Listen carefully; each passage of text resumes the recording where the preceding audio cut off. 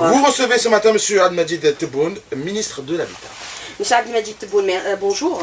Bonjour et bonjour à tous vos auditrices et vos auditeurs. Et merci de nous accorder cette émission spéciale dans laquelle nous allons aborder et parler de logement, la résorption de la crise du logement, la réalisation, les formules d'accès au logement entre LPP, ADL et LPA. Mais d'abord, cette information dont le décret vient d'être signé, qui sera publié incessamment, c'est qui concerne la cession des biens de l'État, des allègements de procédures sont envisagés par le gouvernement pour plus de 500 000 logements en souffrance à ce jour. Monsieur Tebboune, vous confirmez? Je confirme absolument, puisque c'est le ministère qui est à l'origine, sur demande bien sûr du Premier ministre, qui est à l'origine de la signature de ce décret. C'est le 4e décret pratiquement qui essaie de réglementer une vente qui va très lentement. Vous avez dit cession des biens de l'État. Et c'est ce qui a créé la confusion. Dans le premier décret, on applique à la cession des biens au PJI pratiquement la même procédure que celle qui a prévalu en 82-83 pour la cession des biens de l'État. Le décret consiste en un raccourcissement énorme, de la procédure de cession. C'était soumis au dépôt du dossier auprès d'une commission de Daïra, laquelle commission de Daïra se réunit une fois par mois, une fois tous les 2 mois, selon les possibilités. Elle était trop large et elle transmettait les dossiers à qui est de droit. Donc finalement, la procédure est beaucoup plus simple. Les biens sont gérés par l'OPJI. Celui qui doit estimer, c'est les domaines, et on ne voyait pas quelle était la place de la commission de Daïra dans ces trucs. Le décret refixe les règles du jeu. Le citoyen a envie d'acheter son logement, il dépose une simple demande auprès de l'OPJI, et c'est l'OPJI qui s'occupe de tout. Il est reconvoqué avec l'estimation pour qu'il aille verser ce qu'il a versé au trésor, et il devient propriétaire de son logement. Donc désormais, il n'y aura plus que 2 interlocuteurs, à savoir l'OPJI et les domaines. Tout à fait. L'un gère le bien et l'autre est propriétaire du bien. Et plus d'intermédiaires entre eux. Mais par rapport aux facilitations administratives, par rapport au dossier à formuler, est-ce qu'il y a aussi des allègements qui ont été apportés, M. Tebboune? Il n'y a pratiquement plus de dossiers. Il y a une demande, une volonté, suivie d'une demande d'achat, d'une estimation qui peut se faire très vite. Les prix de ces logements-là étant fixés par décret déjà depuis 2013, on a revu les prix à la baisse, énormément à la baisse. C'est pratiquement 12 000 dinars le mètre carré. Et puis, ils ont été construits selon une typologie. Vous avez une cité, un 9-3, il fait 67 mètres carrés, un 9-4, il fait 74 ou 75 mètres carrés. Donc, pas la peine de prendre son décamètre, d'aller mesurer, vérifier, etc. Et le zoning étant déjà arrêté au niveau du décret, le sous-zoning, idem. Le prix à Tindouf est connu, quartier par quartier. Le prix à Alger, que ce soit à Barraké, ou que ce soit à Ain Benian, ou que ce soit à Stawali, les prix sont connus aussi. Donc, théoriquement, la procédure devrait aller très vite. Et c'est une chance unique pour les petites bourses algériennes d'être propriétaires de son logement, d'en disposer comme ils l'entendent. Ils pourront le vendre à l'avenir s'ils sont propriétaires? C'est son problème. Si, après l'achat, il s'avère qu'il peut régler, il a eu un héritage, ou il a eu, je ne sais pas quoi, alors là, c'est son bien, il a son livret foncier, il en fait ce qu'il veut, et c'est à lui de voir où se trouve l'intérêt de ses enfants. Alors, depuis 2002, à l'adoption de la loi, vous n'avez cédé en définitif, M. Tebboune, que l'équivalent de 20% du total du parc qui est estimé à près de 600 000 logements. C'est relativement trop bas, mais est-ce que les lourdeurs administratives sont seules à l'origine de ces blocages, où il y a aussi le prix, puisque vous l'avez évoqué, mais par endroit, les prix sont supérieurs à d'autres. Par exemple, à Hydra, le prix du logement n'est pas l'équivalent à celui de Stawali ou celui de Tindouf. Cela va de soi. Dans tout le marché de l'immobilier, au niveau international, on paye le quartier aussi. C'est dans toutes les capitales du monde, c'est dans tous les... Mais c'est pas une nette différence. Il y a des nuances. Il y a des nuances lorsqu'il s'agit de quartiers qui se rapprochent. Mais, effectivement, nous avons actuellement cédé autour de 20% depuis pratiquement 2003, depuis que ça a été mis en vente, pour des raisons. D'abord, la première raison, les prix étaient très élevés. Ils étaient très élevés, puisqu'on avait fixé le prix du mètre carré en 2003 à 18 000 dinars le mètre carré, ce qui était un peu prohibitif pour des logements qui ont été réalisés depuis 84, 85 et jusqu'à janvier 2004. Ensuite, il y a cette procédure très lourde.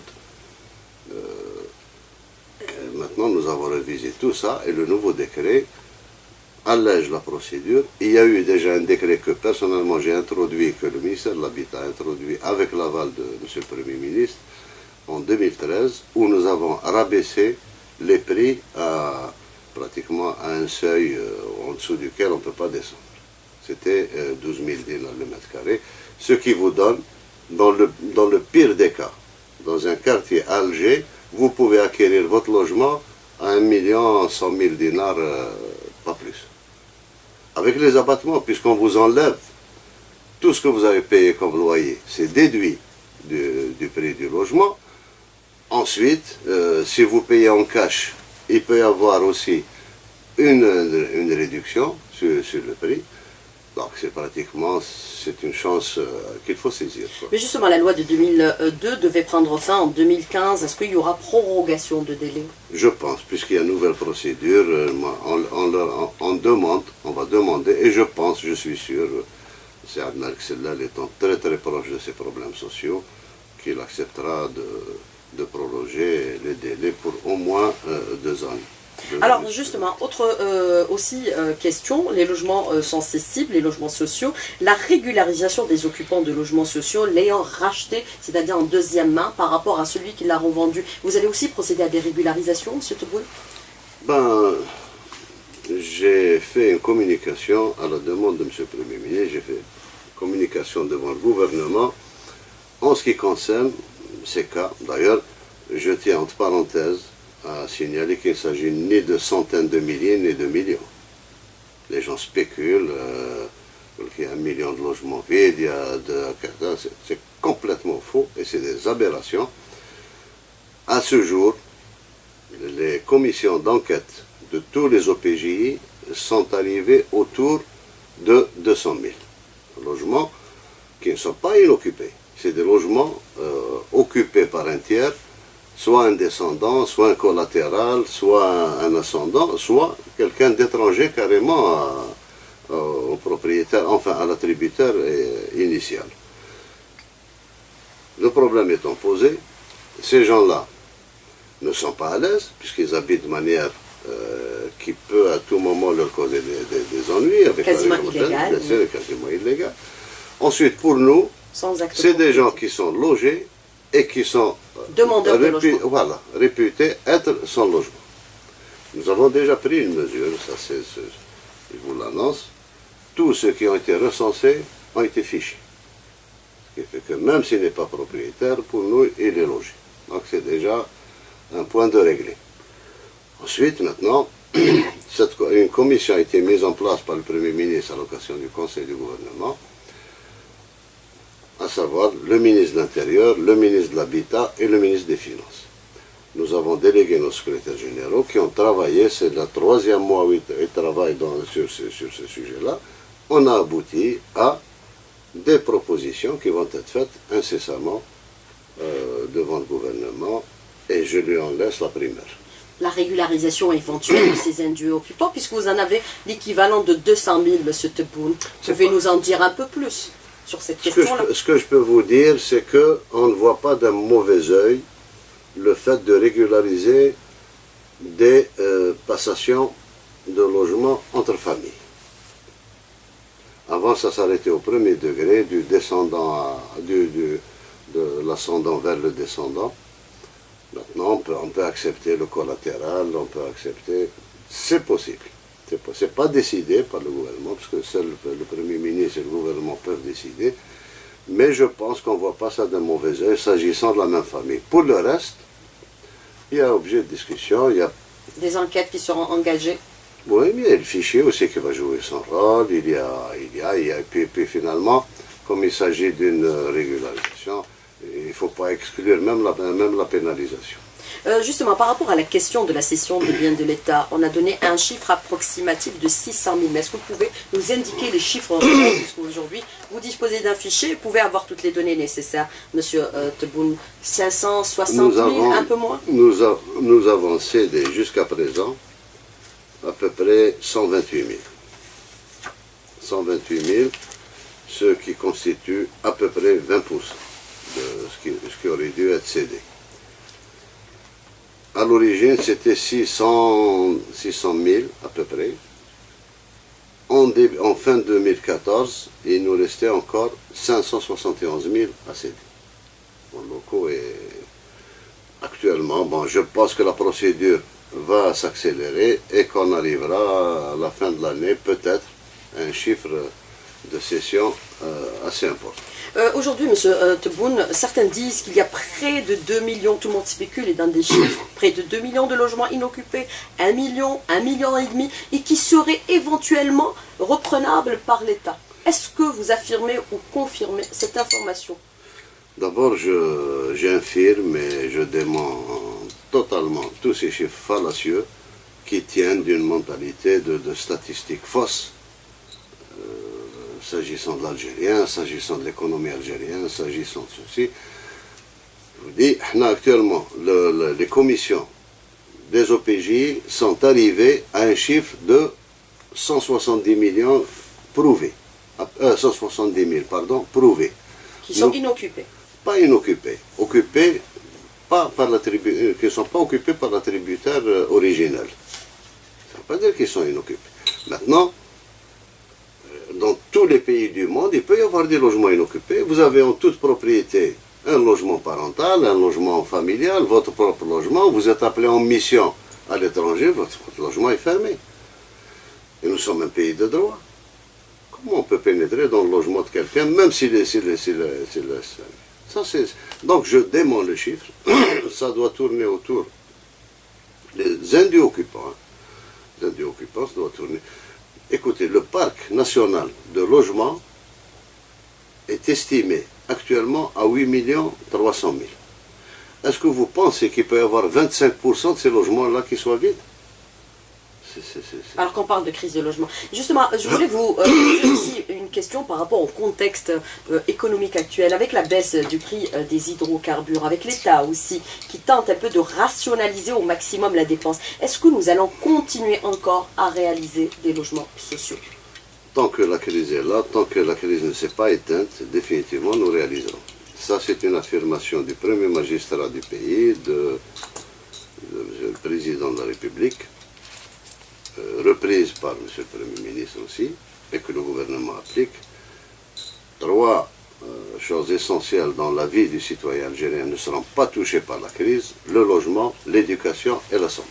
Alors justement, nous réalisons l'équivalent de 300 000, 400 000 logements en l'industrialisation du logement. Est-ce que c'est une préoccupation majeure? Puisque nous savons que l'outil de production nationale est relativement moyen, si pour ne pas dire carrément faible. J'ai eu à vous le dire dans ce studio, à l'occasion de mes premières interventions, nous avons effectivement des capacités nationales de réalisation de 80 000 logements an. Sur les 80 000 logements an, qui sont réalisés par 6 100 entreprises algériennes, sur les 6 011 entreprises algériennes, il y a près de 5 800 entreprises qui sont de catégorie 1 à catégorie 3. C'est-à-dire que c'est des entreprises capables de réaliser peut-être 10, 15, 20 logements par an, pas plus. Or, la crise étant, il fallait des moyens colossaux pour essayer de lancer 250 000 logements et réceptionner 250 000 logements pour exécuter un quinquennal qui ne fait que 5 ans, ne peut pas dépasser les 5 ans, et juguler cette crise qui se comptait en centaines de milliers, peut-être même en millions de demandeurs de logement. Bon, nous y sommes. On a introduit des entreprises très puissantes On a encouragé nos sociétés qui sont à peu près une quarantaine, qui varient entre 6 et 9. Maintenant, l'industrialisation, ce n'est pas du luxe, ce n'est pas une lubie, ce n'est pas une vue de l'esprit. On estime qu'à travers le monde actuellement, un logement se réalise de 6 mois à 12 mois. On est passé par des moyennes nationales où on a réalisé des logements en 6 ans. Ensuite, ça s'est réduit. Maintenant, nous réalisons des logements en 2 ans. Et pour juguler la crise, il faut réaliser des logements autour d'une année et quelques. Et seule l'industrialisation, où nous étions champions. Les Algériens, parfois, sont amnésiques dans ces histoires-là. Nous avons eu la DNC, nous avons eu Ecotech, nous avons eu la Sonatiba, et nous réalisions, à cette époque-là, moi j'étais Wali, en 84, nous réalisions un lycée en 8 mois. Garidi 1, Garidi 2, le Copema, toutes ces cités-là, Cité 5 juillet de Constantine, etc., ont été réalisées par des sociétés algériennes qui faisaient de la préfabrication, qui faisaient de l'industrialisation du bâtiment. On y revient. Alors, la non-performance de l'outil de production nationale accentue actuellement la crise du logement? La crise ne s'accentue pas, la crise est en train de s'estomper. Combien nous réalisons et nous avons réalisé en chiffres? Nous avons réceptionné en fin 2013, nous devions réceptionner 250 000 logements, on en a réalisé 247 000.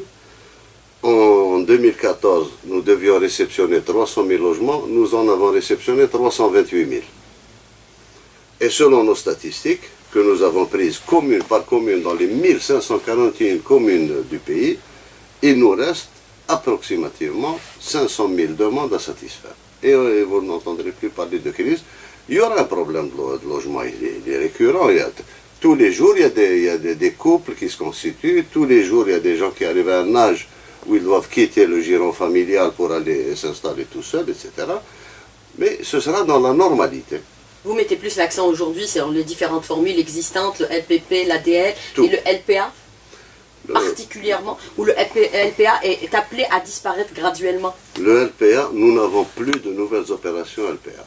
Le LSP et le LPA ont été conçus pour remplacer l'ADL.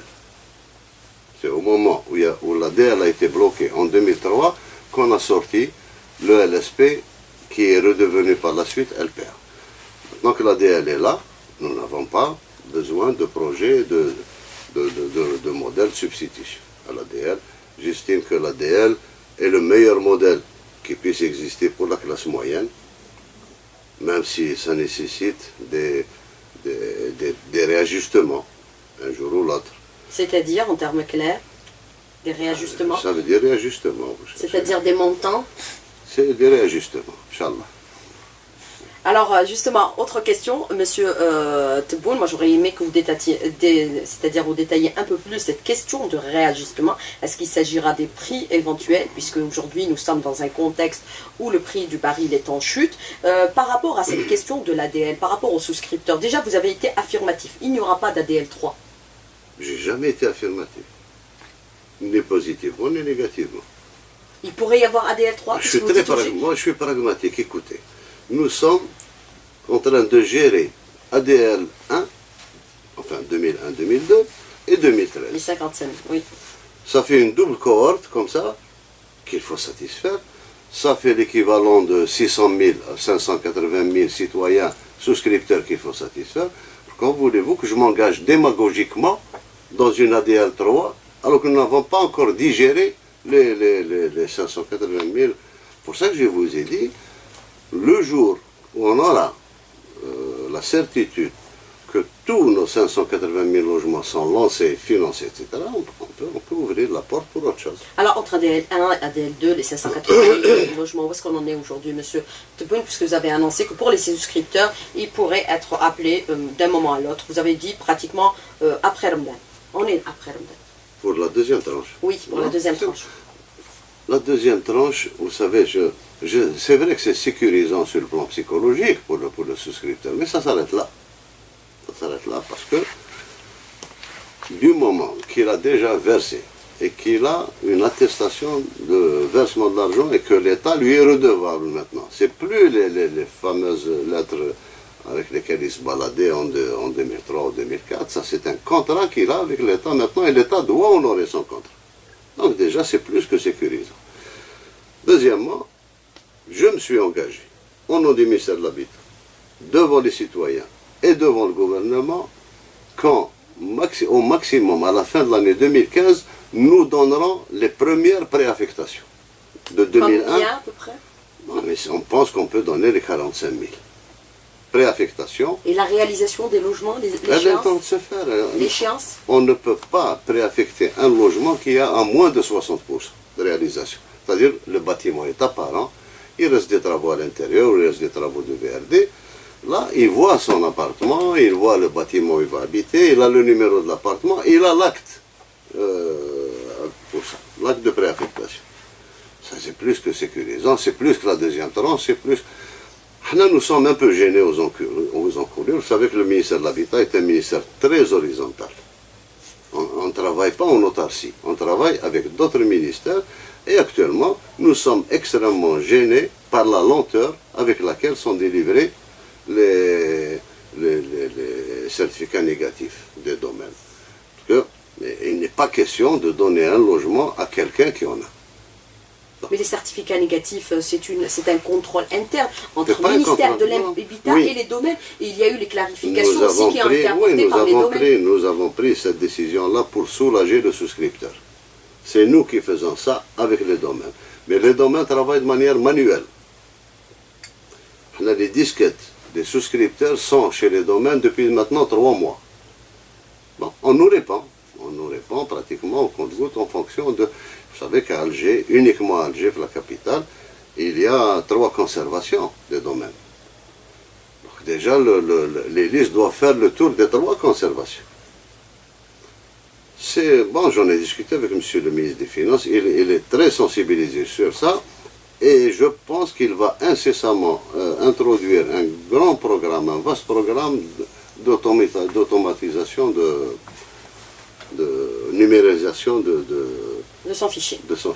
Mais bien sûr, nonobstant tous ces problèmes que vous soulevez aujourd'hui, M. Tebboune, les délais de délivrance, est-ce que vous êtes fixé l'échéance, puisqu'elle était pratiquement en 2016, on est tout proche de 2016, elle sera respectée?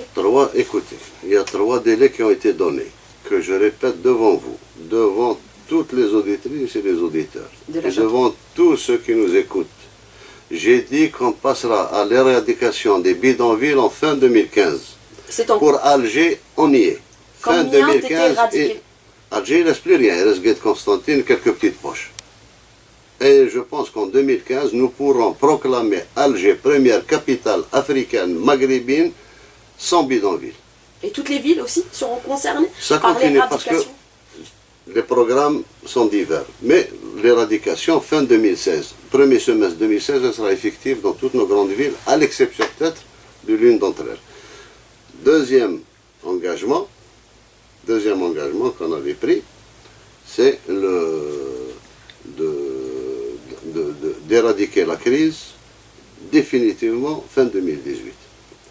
Troisièmement, on s'est engagé à livrer les logements ADL qui ont été lancés en 2013, à les livrer en 2016. LPP également?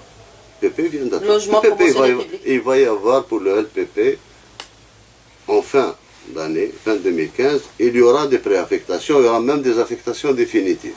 Quand je vois un site comme Bousmaïl, il est pratiquement prêt à la livraison en 2015. De véritables logements promotionnels, parce qu'on a la vidéo qui a été diffusée, ça n'a rien à voir? Rien à voir? Quelle vidéo? Sur le logement promotionnel public, on a montré une vidéo qui était l'équivalent d'un logement social, rien d'exceptionnel par rapport au logement. Est-ce que ça sera véritablement du promotionnel, monsieur Tebboune? Je me retiens, vous me poussez, je me retiens pour ne pas donner le nom de celui qui a fait ça. Oui. Qui est connu. Oui, mais ça sera du véritable promotionnel au vous sens étiez avec du nous, standing. toute la presse était avec nous, toute la presse a vu le modèle à Bousmaïl, toute la presse va voir le logement type dans toutes les cités ADL. Ce sera de la véritable promotion. Ce n'est pas de l'extra luxe, mais c'est luxueux. Combien seront réalisés dans le LPP, ou alors c'est ouvert, il n'y a pas de restriction possible? Le LPP, il n'y a aucune restriction, il y a la demande. Le LPP, nous ne réaliserons jamais un logement LPP pour le mettre en vente par la suite. Le LPP répond à une demande claire et un premier versement. Pourquoi exiger le négatif pour le LPP, monsieur Tebboune, puisque les prix ne sont pas l'équivalent ni de l'ADN, ni celui du social, ni du LPA? Mais parce que nous réalisons... Il n'y a quasiment pas de soutien de l'État. Si, il y a un peu de soutien. Indirect. Il y a un peu de soutien sur le terrain, sur le... Mais ce logement-là, nous le réalisons à pratiquement 100 000 dinars le mètre carré. Autour de 100 000 dinars le mètre carré. L'équivalent dans le marché national actuel à Alger est le triple. Ce que nous réalisons à 100 000 est en train de se vendre par les autres à 30 000, 35 000. Ce qui fait que si je n'ai pas de certificat négatif, le bonhomme peut prendre ses clés aujourd'hui, les vendre demain et des milliardaires. Il a 2 milliards de différence. Ça prête à spéculation et bien écoutez... Alors moi je voudrais aussi aborder la question de l'amélioration et l'application des règles de l'urbanisme. Quelle vie nous voulons? Qu'est-ce que nous construisons pour demain? Et qu'est-ce que nous allons laisser pour les générations futures? Puisque nos villes se développent dans une anarchie totale. C'est vrai. Elles se développent. On fait de plus en plus attention. Je pense que les nouveaux pôles d'habitat que nous avons lancés à Oran, Constantine, Annaba et dans certaines grandes villes donnent les nouvelles orientations de la vie. À savoir que fini les cités dortoirs, comme l'avait interdit M. le Président de la République. Les cités ghetto à Ali Menjili. Et on inclut avec nous maintenant le privé. Les architectes? Les architectes, le CNOA, le Conseil national de l'ordre des architectes, est un partenaire incontournable pour nous. C'est l'unique d'ailleurs qui est cité par la loi. Et on fait tout en coordination avec lui.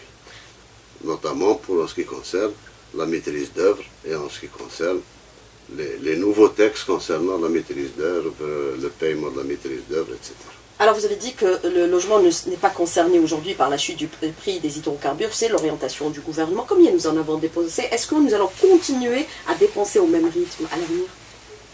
Je vous dis, un besoin qu'il faut satisfaire. Nous en avons dépensé combien? À ce jour, nous tournons autour de 50 milliards de dollars à peu près. Et nous continuerons sur le même rythme, même si le prix du baril a chuté? Ça n'a rien à voir. Ça n'a absolument rien à voir pour deux raisons essentielles. Et je vous demande votre attention. D'abord, on est arrivé à un logement intégré de manière nationale à plus de 90%. Notre logement actuellement se paye en dinars, premièrement. Le terrain est algérien. Les matières, les intrants dans le logement, carrelage, marbre, tout ce qui s'ensuit sont algériens. Et même avec les entreprises étrangères avec lesquelles on travaille, le taux de transfert a été rabaissé au niveau le plus bas. Mais ils payent mal les ouvriers. Certains le disent. Et c'est devenu un canal de transfert. Si vous êtes aussi affirmatif, posez non, certains le disent, énormément le disent pour le partenariat. Moi, on a démarché avec ces entreprises-là, ils réalisent, on contrôle la qualité, ça s'arrête là. Le partenariat est incontournable aujourd'hui pour jusqu'en 2018, au moment où nous allons résorber la crise. La dernière mission de M. le Premier ministre en Espagne tenait aussi à ces choses-là. Également pour les grandes œuvres, les grands ouvrages comme la mosquée d'Alger? Pour l'urbanisme, pour la réalisation des équipements publics, on n'a pas eu le temps peut-être de discuter des orientations nouvelles des grandes villes, comme Sidi Abdallah, comme Bouinan, etc. Vous verrez ce que c'est qu'une nouvelle ville algérienne, en attendant de restructurer les grandes villes, Alger, Oran, Annaba, qui ont besoin de restructuration, qui ont besoin de reprendre pratiquement le visage qu'elles avaient il y a... Eh bien, ce sera l'objet d'une autre émission à la rentrée prochaine, Inch'Allah. Monsieur Tebboune, j'espère que vous ne viendrez pas une fois par an, mais plusieurs fois par an. Merci beaucoup, à bientôt. Au revoir. Je vous remercie, c'est moi qui vous remercie.